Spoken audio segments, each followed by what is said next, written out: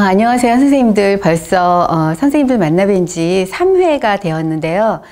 2회차에서 여러 선생님들께 반려문화, 반려문학에 대해서 조금 정리를 했습니다. 이제 거기에는 생물과 무생물이라는 개념이 있었고요. 그리고 생물에는 우리가 모두 다 생각할 수 있는 것들이 있었고, 무생물의 개념에서는 반려 로봇까지도 갔었죠. 근데 또 한편으로 생각해 보면 이거는 이제 동음이의어, 약간 말의 재미 같은 것도 있는데요. 반려, 우리가 기억을 지워버리는 것.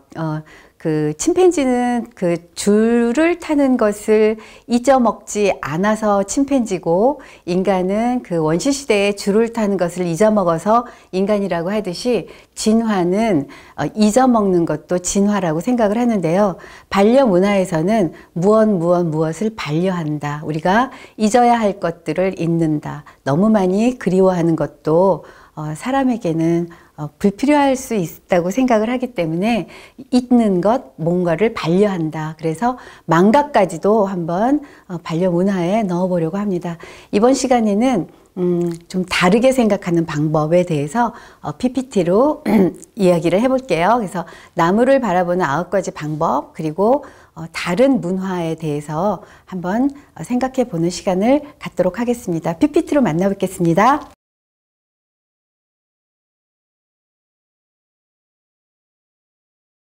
이제 3강 본 수업으로 들어왔습니다. 선생님들 그 나무를 바라보는 방법에 대해서 이야기를 한다고 했는데요. 그 방법은 조금만 밀어보기로 하고요. 우선 실전에서 좀 재밌는 것들을 한번 이렇게 건드려보고 지나가려고 합니다. 지금 앞에 보이는 그림은요, 칸딘스키의 그림인데요. 이 칸딘스키 화가는 화폭 속에 음악을 집어넣었다고 합니다. 색깔로도 모양으로도. 그러니까 이게 약간 통합이죠.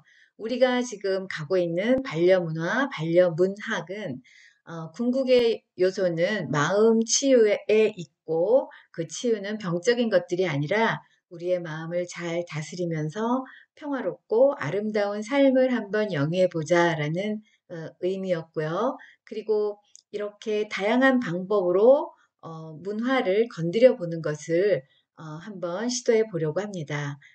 칸딘스키 그림 예쁘죠? 뒤쪽으로 가면서 선생님들과 함께 여러 가지 이야기를 해보도록 하겠습니다. 이런 시는 어떠세요? 신미균 시는 아주 그냥 짧으면서도 위트 있고 그리고 깊이 있는 시를 쓰는 시인입니다. 사랑이라는 시를 썼는데요. 우리는 이제 알잖아요. 그 사랑이 그렇게 달콤하지만은 않다는 것. 너무나 많은 것을 내어 주어야지 된다는 것. 그리고 어쩌면 사랑은 남는 장사인지 안 남는 장사인지 한번 생각해 봐야 되는데요. 그럼에도 불구하고 우리는 사랑을 해야 되는 존재들이죠. 한번 읽어보겠습니다. 여러 선생님들도 이렇게 한번 따라가면서 시를 써보셔도 좋을 듯 합니다. 볼게요. 사랑, 신미균. 뾰족하게 튀어나와 있는 못, 밟았다, 맨발로. 어떠세요? 아, 참으로 간단한데 도대체 뾰족하게 나와 있는 못을 우연히 밟았겠죠. 근데 그것도 알몸으로, 맨발로 되게 아프겠죠. 그렇다면 사랑은 필연일까요? 우리가 못을 밟는 것을 일부러 밟는 사람들은 없죠. 그래서 닥쳐야 되는 어떤 일, 반드시 겪어야 되는 것들, 이런 것들은 어, 어떻게 우리가 바라봐야 될까? 넘어가야 될까? 이런 것들을 한번 생각하게 하죠. 굉장히 위트 있고 그리고 경쾌하고 밝지만 우리가 한번 생각해 볼 수도 있고요. 요런 시는 한번 선생님들이 패러디해도 좋습니다. 어떻게 보셨는지 한번 또 다른 이야기들을 해볼게요. 우리는 지금 반려문화와 반려문학이라는 것을 생각하고 있는데요. 반려문화는 반려취미까지도 가죠. 내가 좋아하는 어떤 취미들. 뭐 지난 강에서는 움직이는 것과 움직이지 않는 것, 생물과 무생물, 그래서 미래의 로봇까지도 이야기를 했고, 뭐 미래까지도 갈 거 없죠. 지금은 청소기가 로봇이 있으니까요. 그런데 그런 것들을 이렇게 쭉 생각하게 되면은 이 반려문학을 우리가 향유하기 위해서는 조금 생각의 자유, 좀 넓게 그리고 확장시키고 상상할 필요가 있습니다. 그래서 이제 칸딘스키 같은 그림을 한번 보는데요. 그래도 우리가 굉장히 좀 재미있게 생각해 보는 것, 이것도 능력인 거 우리는 이미 알지 않습니까? 그래서 우리도 한번 재미있게 생각해 볼까요? 다시 찾은 사랑, 반려문화와 반려문학은 우리 가까이, 굉장히 전부 다 가까이 감각할 수 있는 것들이 있죠. 멀리 있지 않습니다. 우리가 눈앞에 보이는 이미지를 마음으로 끌고 들어와서 한번 문자화 시키는 것, 그리고 아니면 말로라도 한번 읊조려 보는 것, 그리고 노래로도 좀 만들어 보는 것. 어쨌든 그 눈앞에 보이는 내가 가장 가까이서 있는 그런 어떤 반려 문화에 대해서 마음으로 끌고 들어오는 작업. 이것이 우리 3강에서 지금 수행하고 있는 작업인데요. 다음 강 한번 보시겠습니다. 다음 장. 아주 우리가 향유할 수 있는 것 중에 요즘은 스마트폰이 굉장히 많이 발달해 있잖아요. 그래서 사진을 찍고 그 사진에 5줄 안쪽으로 시를 쓰는 것이 있어요. 그런 장르가 하나 있는데 요런 장르를 한번 선생님들께서 도입해 오셔도 좋다는 생각을 합니다. 이기영 시인이 쓴 인생이라는 시인데요. 요런 사진을 이제 본인이 찍고 요렇게 시를 썼습니다. 제가 한번 읽어볼게요. 정말 이런 게 인생 아닐까? 이런 생각을 했는데요. 보세요. 인생, 이기영. 앞서거니 계절이 먼저 오고 뒤서거니 세월이 따라오고 열심히 달려온 길 아득하다. 꽃길 곧 끝나가는데. 어, 뭐 끝나도 괜찮습니다. 어쨌든 꽃길만 이어진다면 누가 꽃길에서 얼마나 많이 즐기고 얼마나 많이 느긋하게 그 길에 머무느냐가 문제겠죠. 아니 그거보다는 꽃길을 눈에 담는 것이 먼저일 것 같습니다. 선생님들도 한번 이렇게 스마트폰, 그것도 반려문화죠. 그것으로 이렇게 사진 한 장 찍어서 이렇게 글 한번 써보시면 어떠실지요? 또 다음 장 연결해 보겠습니다. 우리가 지금 현재 반려문화와 반려문학이라는 다시 돌아온 사랑, 다시 찾은 사랑 이런 것들을 이야기하고 있는데요. 어떤 문화를 바라볼 때 좀 낯설게 바라보기, 그다음에 어떤 상식을 부수면서 그 속으로 깊이 들어가는 것이 또 우리가 반려 문화를 가까이 가지고 올 수 있는 방법이기도 합니다. 이 그림은 르네 마그리트의 그림인데요. 르네 마그리트 100년 전 사람이죠. 그때 이 사람은 이런 생각을 했어요. 이 레인밴드 이거는 뭐 그냥 비라는 거는 다 알 수 있을 것 같아요. 우비를 입었고 우산을 들었고 그런데 이런 방식으로 봤다는 거예요. 그러면 이거는 뭘까요? 정답은 없고요. 이런 방식으로 우리도 한번 반려 문화에 대해서 좀 색다르게 낯설게 접근하는 방법 그런 것도 좋을 것 같습니다. 여러 선생님들은 이 르네 마그리트의 그림 그 앞에 있는 칸딘스키의 그림 어떻게 보셨는지요? 밴드에 들어오셔서 밴드에 글을 남겨주시면 제가 좀 여러 선생님들께 다가갈 수 있는 길이 있을 것 같은데 밴드에 안 들어오셔서 많이 속상하기도 합니다. 여러 선생님들 밴드에 들어오세요. 신미길 씨의 시인데요. 맹꽁이라는 시예요. 우리가 왜 어떤 사람을 보고 답답하면 맹꽁이 이러잖아요. 그런데 진짜 맹꽁이도 맹꽁일까? 이러면서 반문합니다. 읽어볼게요. 맹꽁이 신미균. 사람들은 자기들 말을 못 알아듣는다고 우리를 맹꽁이라 하지만 우리는 사람들 말을 알아들을 필요가 없어요. 우리들끼리 알아들을 수 있는 우리들 말만 있으면 되니까요. 사람들이 보면 우리가 답답하겠지만 우리들은 사람들이 답답해요. 우리들은 맹, 아니면 꽁이라는 소리만 내도 서로의 마음을 다 알 수 있는데 사람들은 살아가는데 왜 그렇게 많은 말들이 필요한지 정말 모르겠다니까요. 그렇죠. 그죠? 사랑해, 사랑해, 손잡고 안아주면 되는데 무슨 사연이 그렇게 많고 복잡할까요? 한번 이렇게 가볍게 슬픔도 농담처럼 이렇게 지나가는 방법은 어떨까요? 이렇게요. 정말 뛰어가는 슬픔처럼 우리는 모두 다 슬프죠. 그러나 그것들을 농담처럼 뛰어가는 슬픔처럼 한번 슬쩍 건드려 보는 거예요. 그리고 또 앞으로 나아가는 겁니다. 그 자리에 반려문화와 반려문학이 있고요. 거기서 우리는 다시 찾아오는 사랑, 다시 찾는 사랑을 실현해 볼까 합니다.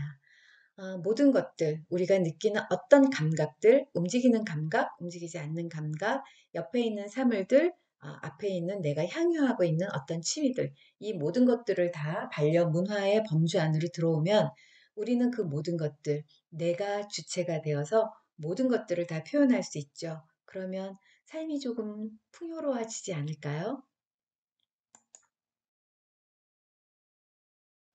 이 사진 역시 이제 그 스마트폰으로 찍은 사진이고 이것을 그 디카시의 형태로 나타낸 건데요. 이렇게 보면 우리가 스마트폰도 분명히 우리의 그 반려 문화 속에 들어가죠. 그래서 이렇게 스마트폰으로 찍은 사진도 반려 문화, 반려 문학의 범주 안에 들어갑니다. 그래서 우리가 비대면 수업, 대면 수업을 하면은 이렇게 사진도 찍고 이렇게 글도 써보고 또 서로 얘기도 하고 이 사진도 좀 나눠보고 이럴 기회가 제공이 되는데 지금은 비대면이라 좀 안타깝기도 합니다. 그러나 어쨌든 우리가 몸에 요즘 붙이고 사는 이 스마트폰 자체가 반려 문화, 움직이지 않는 그러나 시퍼렇게 살아있는 반려 문화의 범주 안으로 넣는다면 얼마든지 사진을 찍어서 표현을 할 수가 있죠. 선생님들도 어떤 사진이든 찍으셔서 두 줄, 석 줄, 넉 줄, 다섯 줄 안으로 한번 표현해 보시면 되게 재미있고 의미가 있으리라 생각을 합니다. 자, 읽어볼게요. 그립다는 말, 김세영. 마음 둥지 속에 앙 담은 말들, 몇 날을 품고 가슴 앓으면 껍질을 깨고 날개가 돋아 소리로 날아갈 수 있을까? 이 사진을 보면서 김세영 씨는 이렇게 표현을 했습니다. 굉장히 짧은 글을 잘 쓰는 시인이고요. 이미지에 좀 탁월한 시인입니다.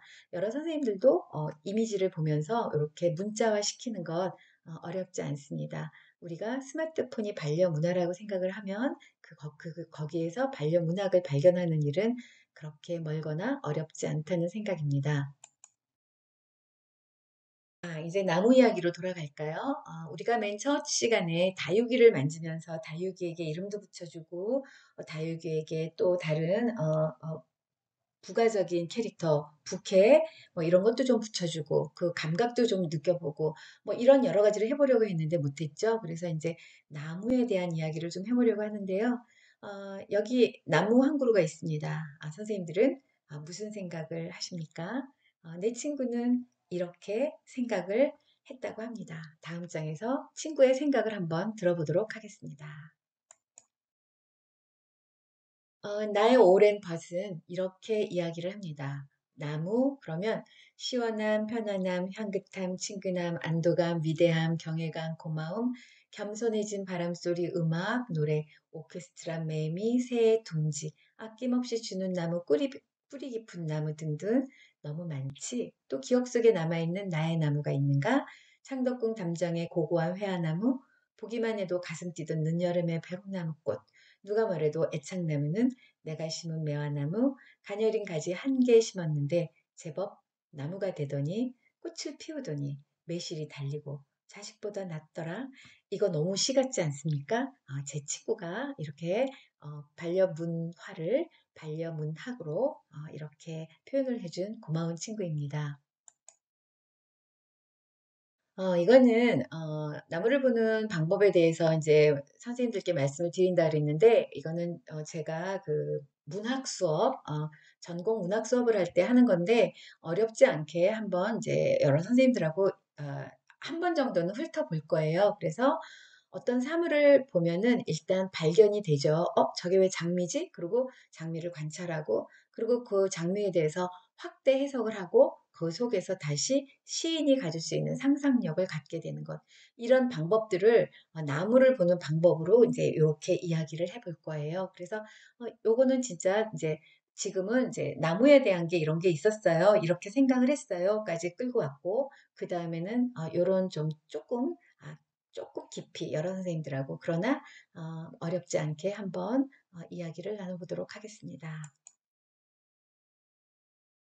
우리가 3강이 이렇게 해서 좀 이런 생각, 저런 생각, 나무에 대한 생각, 이렇게 하면서 또다시 나무라는 건 뭐지? 라고 반려문화에 대해서 좀 깊이 있게 생각하는 그런 강을 열었었는데요. 또 역시 4강에서도 조금 다양하게 자유롭게 사물을 바라보는 방법에 대해서 이야기를 해볼게요. 그러면 이번 강의 특기할 만한 일은 스마트폰으로 사진을 찍어서 글을 쓰는 방법을 이야기를 했었죠. 그것은 우리가 지금 현재 가장 절실하게 느끼고 있는 반려 문화의 하나인 스마트폰에 관해서 어떻게 좀 더 문화적으로 그리고 문학적으로 활용할 수 있을까를 고민해 본 거였는데요. 그런 어떤 여러 가지를 또 다시 이야기를 해보겠습니다. 다음 강에서도 좋은 시, 그리고 여러 선생님들이 함께 쓸 수 있는 시로 그리고 나무를 바라보는 방법도 얘기를 하면서 다가가 보도록 하겠습니다. 끝까지 들어주셔서 너무 감사드리고요. 선생님들 밴드로 들어오시면 밴드에서 또 이런저런 이야기 나눌 수 있을 것 같은데 선생님들이 밴드를 안 들어오셔서 제가 많이 허전하기도 합니다. 밴드에서 뵙기를 원하고요. 그러나 이렇게 강의를 들어주시는 선생님들 또한 감사합니다. 다음 시간에 또 만나 뵙겠습니다. 고맙습니다.